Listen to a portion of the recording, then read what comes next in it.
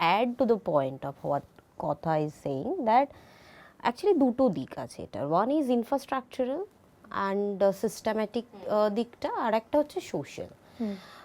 If I focus on the social thing A actually আমরা কিভাবে বড় হচ্ছি, the concept of body, the concept of shaming that she had mentioned, সেটা একটা আছে যে আমার সঙ্গে কিছু হলো, any kind of violence, any form of violence, even আমাকে বাসে কেউ একটা কোনোই মারলো, এইটাও আমার কাছে is a matter of shame.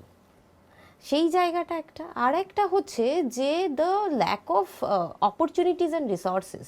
আমরা যেটা দেখি যারা ডোমেস্টিক ভায়োলেন্স সার্ভাইভার আমাদের কাছে আসেন, যে আমি যে রিপোর্টটা করলাম, আমি রিপোর্টটা করার পর তো আমাকে বাড়ি থেকে বের করে দেবে, আমি যাব কোথায়? আমি যখন আমার নেটাল ফ্যামিলিতে যাব, সেখানে আমাকে 2 দিন রাখবে, 2 দিন রাখার পরে আমি থাকবো কোথায়? আমার একটা বাচ্চা আছে, সেই বাচ্চাটার পড়াশোনার কি হবে? আমরা দেখি এখন বেশিরভাগ ক্ষেত্রে প্রশ্ন ওঠে মেনটেনেন্স নেই ইত্যাদি নিয়ে, কিন্তু দিজ আর পজিটিভ পুশেস, কিন্তু কোথায় যাবেটা কোথায়? সো দুটো দিক আছে, একটা তো হচ্ছে social shaming, concept of body, যেভাবে জেন্ডার একটা নন বাইনারিতে বেঁধে দেওয়া হয়, এই জায়গাটা আছে, এবং আরেকটা দিক হচ্ছে যে ইনফ্রাস্ট্রাকচারাল দিক, যেটা আমরা দেখছি যে যেটা কথা মেনশন করছিল, যে জুডিশিয়ারি দিক হোক বা ফ্রন্টলাইন ওয়ার্কার্স যারা, সার্ভিস প্রোভাইডার্স যারা, অ্যাকচুয়ালি আমি না কথা দুটো জিনিস বলবো, একটা তো হচ্ছে নন ফাংশনাল, এটা তো একটা জায়গা আছে, আর একটা হচ্ছে যারা ফ্রন্টলাইনে আছেন তাদের ক্ষেত্রেও অ্যাকচুয়ালি তাদের ল্যাক অফ ট্রেনিংস, অ্যাওয়ারনেস নেই, কিভাবে কেস হ্যান্ডেল করতে হয়, এই জায়গা, মানে তারাও কিন্তু খুব চ্যালেঞ্জের মধ্যে, তারাও যে খুব সুবিধা পজিশনে আছে তা কিন্তু নয়, তাদের মধ্যে ওই অ্যাওয়ারনেসটা নেই যে আমার কাছে একটা কেস এলে তাকে একটু বসে কথা বলতে হয়, বা তাকে কিভাবে আমি সেই কেসটা হ্যান্ডেল করব, এই জায়গাটার lack of trainings, coordination within the service providers, সেই জায়গাটা মিসিং। আর একটা হচ্ছে যে সিস্টেম্যাটিক কোলাপস, যেটাকে কোলাপস নয় বাট হ্যান্ডলিং অফ কেসেস, যে আমরা দেখছি কেসেস 90% অ্যাভাব কোর্ট পেন্ডেন্সি রেট ইন্ডিয়ার, আমরা দেখছি যে ডোমেস্টিক ভায়োলেন্স কেসে লাখ লাখ কেস পড়ে আছে।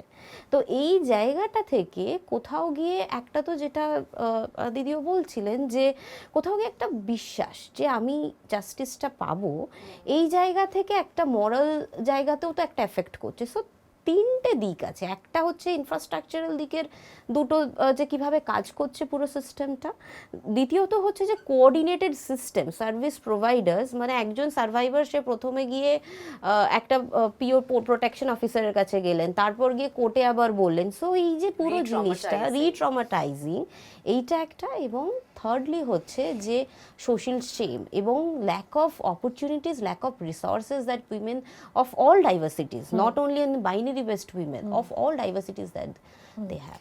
আরেকটা তোর কথা শুনতে শুনতে আমার যেটা মনে হচ্ছিল যে আরেকটা দিস নর্মালাইজেশন অফ ভায়োলেন্স, মানে I was suddenly remembered this film called Thappad that had come, right? একটা থাপ্পড় খাওয়াটা is so normalized that why would I kind of go and report this? Why would I seek a divorce? It's such a normal thing. Husband একটা ভালোই তো বাসে, একটা থাপ্পড় তো মারতেই পারে। A lot of domestic violence cases এ অনেকে women have come up থেকে বর তো ভালোবাসে, এত কিছু কিনেও দেয়, রাত্রেবেলা একটু মদ ফদ খেয়ে মারে আমাকে। অলসো টু অ্যাড, যে নেটাল ফ্যামিলি ভায়োলেন্সের ক্ষেত্রে যখন আমরা দেখেছি সার্ভাইভাররা যাচ্ছেন এবং রিপোর্ট করছেন, যে মেয়েদের শুধু মারা না, মানে আমরা যখন মেয়েদেরকে কথায় কথায় বলি না, you are dumb like a duck, your skin colour is so black, একটু ফেসিয়াল করে আয়, তোকে কে বিয়ে করবে, এই যে সার্টেল ফর্মস গুলো, দিস আর সো নর্মালাইজড, আমি কি করে বুঝবো যে this is a violence? Because this are normalized. ওই যে বডির concept, that you have to fit into something, into the binary of like being a man or being a woman. So since you just mentioned that people are actually losing faith in the legal system, how about 498A? A lot of women have actually misused, and where do you think it comes from? What is the exact scenario right now, and why did it happen? If all of you can elaborate a little. This time we'll start with Shomi. So this is my favorite question, first of all. So actually, see, there is no point of denial that misuse or fake reporting, false reporting, this all happens. But I would request you to think about a fact. আমাদের দেশে কোন আইনটা নেই যেটার আন্ডারে false reporting হয় না, fake reporting হয় না? লাখ লাখ লোককে আজকে মার্ডারের ইয়েতে ঢুকিয়ে দেওয়া হয়, আমাদের রেশন থেকে শুরু করে এভরিথিং, দেয়ার আর ফলস, মানে piles of false cases. But আপনি শুনবেন যে বেশিরভাগ ক্ষেত্রে রাইটস নিয়ে যে আইনগুলো, এবং স্পেসিফিকলি মহিলাদের রাইটস নিয়ে যে আইনগুলো, সেটা নিয়ে প্রশ্নটা ওঠে। এবং এর ব্যাকগ্রাউন্ডটা হচ্ছে যে আমরা কিভাবে দেখি মহিলাদের, বিকজ মহিলাদেরকে একটা থ্রেট হিসেবে, because they are reclaiming the spaces, কাজের জায়গায় বলুন, পেট্রিয়ার্কিকে পুরুষতন্ত্রকে চ্যালেঞ্জ করছে, ব্যবস্থাকে চ্যালেঞ্জ করছে। আপনি দেখবেন যে আমাদের সমাজ অনেকটা এগিয়েছে, কাজের জায়গায় বলুন, রাস্তাঘাটে বলুন, প্রচুর মহিলা এখন বেরোয়। অ্যান্ড দিস ইজ কোথাও গিয়ে পুরুষতন্ত্র, আমি কিন্তু এখানে কোনো ব্যক্তি পুরুষকে বলছি না, দিস ইজ অ্যান আইডিয়া, সেটাকে চ্যালেঞ্জ করছে। সেই জন্য এই যে রাইট নিয়ে যে অধিকার নিয়ে যে আইনগুলো, সেগুলোর ওপর কিন্তু এই আঘাতটা অনেক বেশি আসে। মিসইউজ সমস্ত ক্ষেত্রে থাকে, সেখানে কোনো পয়েন্ট অফ ডিনায়াল নেই। এবং এই যে সোশ্যাল সিস্টেম, এখানে আমরা কোনো লড়াই করতে আসিনি পুরুষ ভার্সেস নারী বা মহিলা ভার্সেস পুরুষ। জিনিসটা হচ্ছে আইনগুলো আসে যাতে একটা পজিটিভ পুশ, এই যে বছরের পর বছর ধরে একটা অপ্রেসিভ ডমিনেটিভ একটা সিচুয়েশন তৈরি হয়েছে, সেখানে একটা পজিটিভ পুশ হচ্ছে এই আইনগুলো। এবং আইন একা কোনো কিছু চেঞ্জ করতে পারে না, যার জন্য আমরা আগের প্রশ্নে বললাম, কথাও বললো যে this is social also, right? বেশিরভাগ মহিলা রিপোর্টই করে না। এবং আরেকটা দিক যদি দেখেন, যে আমরা কোথাও গিয়ে যখন কোনো মহিলা এসে বলে, আজকে কথা এসে বললো যে জানিস আমার বাসে এই একজন আমাকে হ্যারাস করেছে, আমি প্রথমে বললাম তোর কিছু ভুল ধারণা হয়েছে। So we start right at the beginning, আমরা স্টার্ট করি পয়েন্ট অফ ডিসবিলিফ থেকে। So let us start the practice যে আমরা পয়েন্ট অফ বিলিফ থেকে শুরু করি। এবং এই যে কোনো ক্ষেত্রেই চ্যালেঞ্জটা থাকে। এবং বিশ্বাস করুন, আমাদের জুডিশিয়ারি সিস্টেম এবং আমাদের যে প্রসেসটা আছে ইনভেস্টিগেশনে, এটা এত এক্সস্টিভ, এর মধ্যে কোনো ফলস কেস টিকে থাকে না, এটা বেরিয়ে আসে। আমাদের দীর্ঘদিনের কাজের এক্সপিরিয়েন্স থেকে আমরা দেখছি যে এটা এত জায়গায় বলতে হয়, এতভাবে বলতে হয়, if that is a false case কোনোভাবে টিকে না, মানে সেটা উঠেই আসে। তাহলে আমাদের দ্বিতীয় পয়েন্টটা কি আসছে, যে যাতে এই যে ফ্রন্টলাইন ওয়ার্কার্স যারা আছেন, তারা যাতে সঠিকভাবে কাজটা করতে পারেন, আরও এফেক্টিভলি কাজটা করতে পারেন, যাতে ইনভেস্টিগেশন দ্রুত হয়, যাতে জুডিশিয়ারি সিস্টেমটা ভালোভাবে আরও কাজ করে, সেটার দিকে ফোকাস করা। আমরা সবসময় কিন্তু ডিসবিলিভ দিয়ে শুরু করি। তো আমরা যদি কনস্ট্রাকটিভলি এই লাইনটাকে চ্যালেঞ্জ করি, এই পয়েন্ট অফ ভিউটাকে এদিক দিয়ে দেখতে শুরু করি, that is what we call gender lens. সেখান থেকে আমাদের শুরু করার কথা, constructively from the society. So, till now we have mostly been focusing on sexual harassment, sexual assault, or domestic violence. Can you elaborate a little on the different types of or other types of violence or crime which women are facing these days? So the concept of violence and the concept of violations, এই জায়গাটা একটু বোঝার আমার মনে হয়, যেটা কথা বলার চেষ্টা করছিলি, এই জায়গাটা ভীষণ ইম্পর্ট্যান্ট। যেটা আন্টিও প্রথমে টাচ করলেন, যে হাউ উই আর বিং সোশ্যালাইজড, আমরা কিভাবে বড় হচ্ছি একটা মানুষ হিসেবে। একটা মানুষ কিন্তু জন্মে থেকে ছেলে বা মেয়ে হয়ে জন্মায় না। এই সমাজটার মধ্যে যখনই একটা মানুষ জন্মাচ্ছেন, দেখছে যে okay this person has a তো তাকে একটা সার্টেন ফরম্যাটের মধ্যে, যে তোমার 36 উপরে হতে হবে, কোমরটা 24 হতে হবে, এই জিনিসটার মধ্যে ফ্রেম করা। এবং আরেকটা যার নিয়ে হয়তো জন্মাচ্ছে, তার ক্ষেত্রে আমরা একটা সার্টেন ফরম্যাট, যে ম্যাসকিউলিন হতে হবে, রাগী হতে হবে, if you don't like shout on women then you are like not man enough, এই জায়গাটা হচ্ছে। তো এই সিস্টেমটায় দেখবেন যে স্কুলের বাইরেও যখন বাচ্চারা দাঁড়িয়ে থাকে, অ্যান্ড আমরা কাজ করতে গিয়ে এটা ভীষণই দেখি, যে if that person is not taunting any woman, তখন বা কোনো পাশের মেয়েটাকে, তখন বলছে are you being man enough, মানে তোর মধ্যে পুরুষত্ব বলে কিছু আছে। তো দ্য কনসেপ্ট অফ পুরুষত্ব, মনুষ্যত্ব থেকে ওটা চলে যাচ্ছে পুরুষত্ব এবং মহিলার জায়গাতে। এই জায়গাটা থেকে শুরু হয়।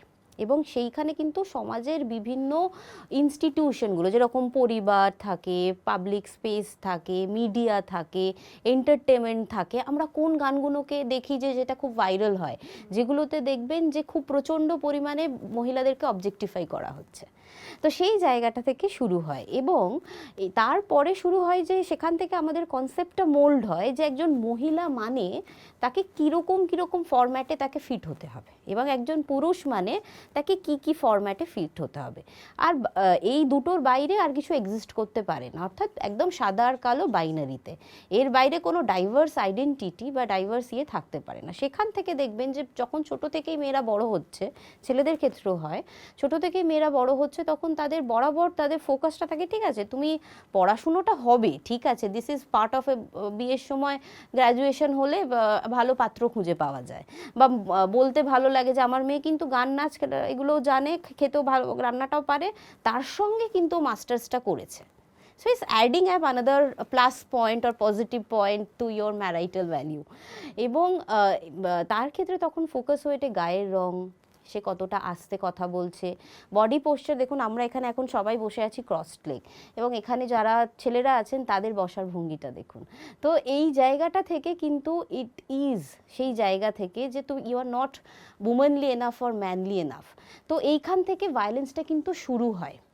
একটা মেয়ের ওপর যে যখন বলছে যে ডোমেস্টিক ভায়োলেন্স হচ্ছে বা রেপ হচ্ছে, that is not the first violence that the person faces.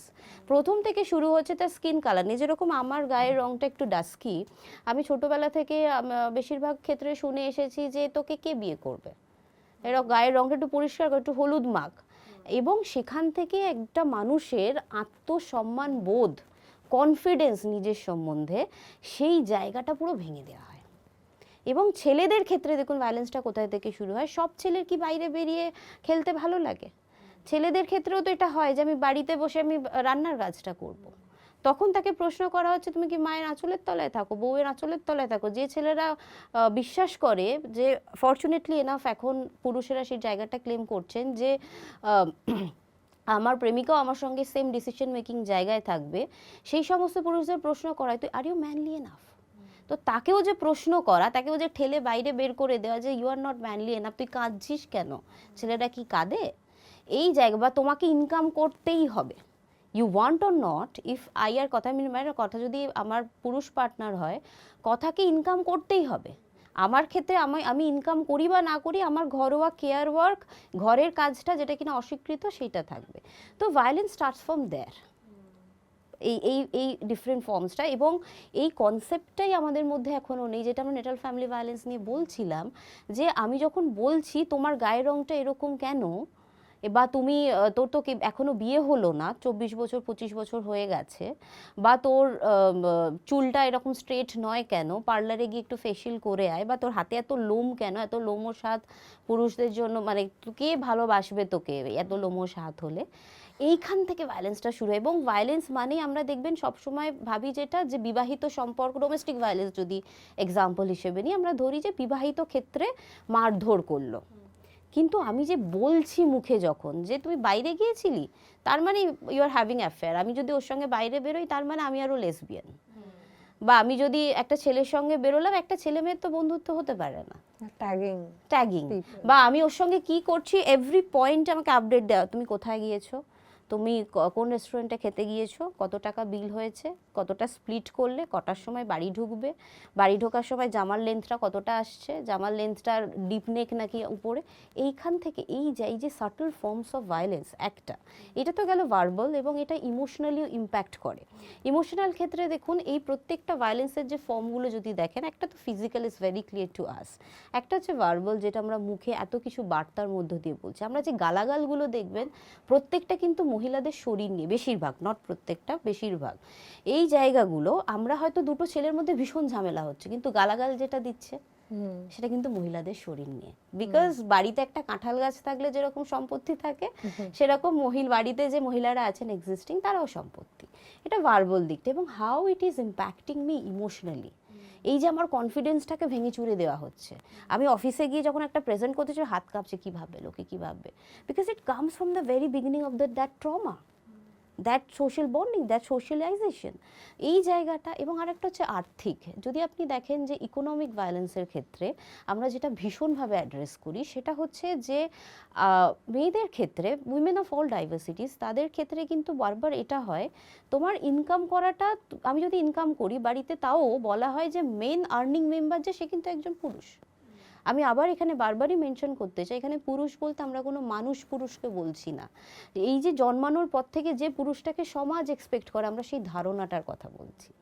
এবং সেই পেট্রিয়ার্কাল সোসাইটিতে, এবং সেখানে একজন মেয়ে ইনকাম করলেও তার যে খরচটা দেখবেন বেশিরভাগ ক্ষেত্রে পরিবারই দিয়ে দিতে হয়, বাচ্চার পড়াশোনা থেকে শুরু করে, বা তার যে একটা লেজার টাইম থাকতে পারে, নিজের জন্য থাকতে পারে, এইটা আমার মনে হয় মানে বাড়ির মহিলাও যদি বেশি ইনকাম করে ছেলেদের থেকে, সেটাও That is is a very problem. shameful. মানে ওই ছেলেটার ওই- জন্য ওই shameful হয়ে ছেলেটা যায়। পরবর্তীতে গেলে বাইরে গেলে দেখবেন ওকে বলা হয় কি রে, মানে কিরকম পুরুষ তুই, তোর তো বউ তোর থেকে বেশি ইনকাম করে, বউয়ের টাকায় বসে খাচ্ছিস।